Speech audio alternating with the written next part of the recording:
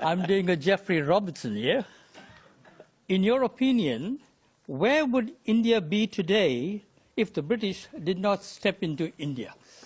Oh, there's a lot there. It'll take the rest of the program to answer. I'll try and touch on it. But this is almost like the American saying to the widow of the American president, apart from that, Mrs. Lincoln, how did you enjoy the play?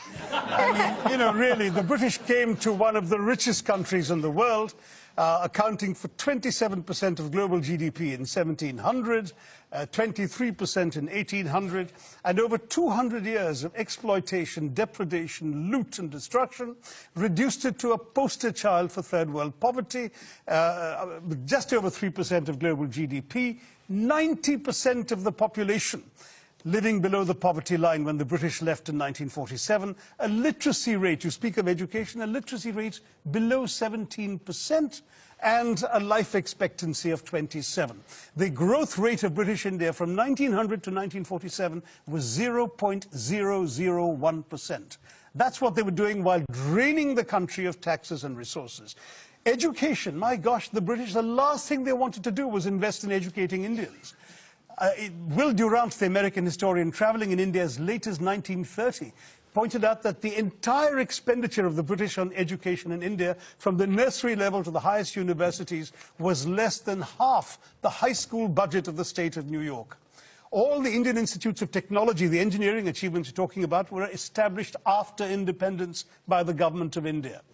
There is simply no comparison between the accomplishments of India rising from the ashes the British left us in and what was done in 200 years. I've given many figures. Just take one example, the textile industry, because India was a huge exporter of For 2,000 years, it was the world's leading exporter. What happened? In fact, in the Roman Empire, there are debates recorded by Pliny the Elder of Roman senators complaining about the amount of the Roman Empire's gold that was being sent off to India because of the tastes of Roman women for Indian muslins, linens, and cottons. Was it just modernism, the Industrial Revolution, that destroyed it, or was it something else? No, that's the excuse that apologists like to make, that, you know, oh, it's not our fault, you just missed the bus for the Industrial Revolution.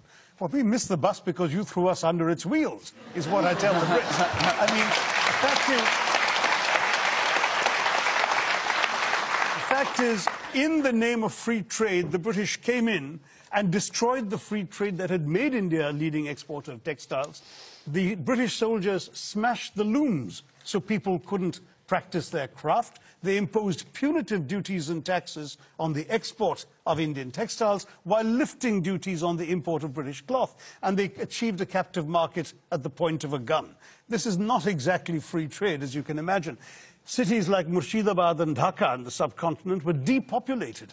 In one notorious incident, weavers had their thumbs cut off, so when the looms were repaired, they couldn't weave again. Textiles were systematically destroyed as an industry by the British. And that's only one example of many. Well, I'm going to quickly go back to, and I'm just wondering, have young Brits come to terms with their colonial past? No, we haven't at all. Young Brits of every class have no idea about our colonial past, and that is being deliberately done.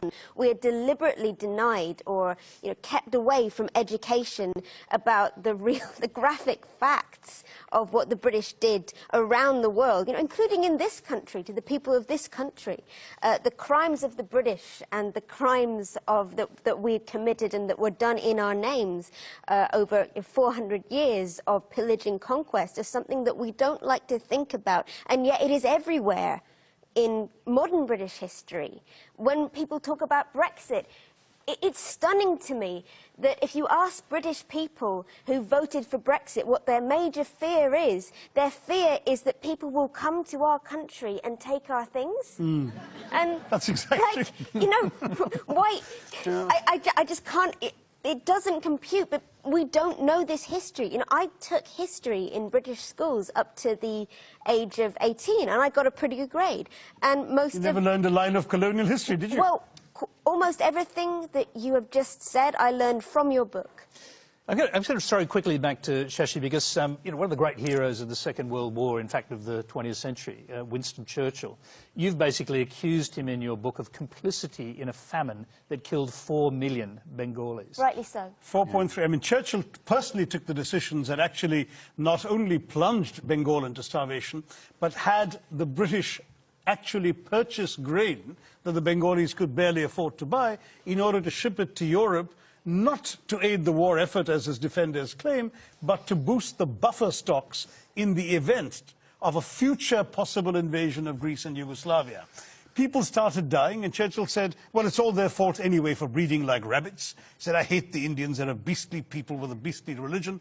Australian ships were docking in Calcutta port and were ordered by Churchill and his odious paymaster, General Lord Cherwell, not to disembark their wheat, but to sail on to Europe, where their wheat might be used in some future reserve stock.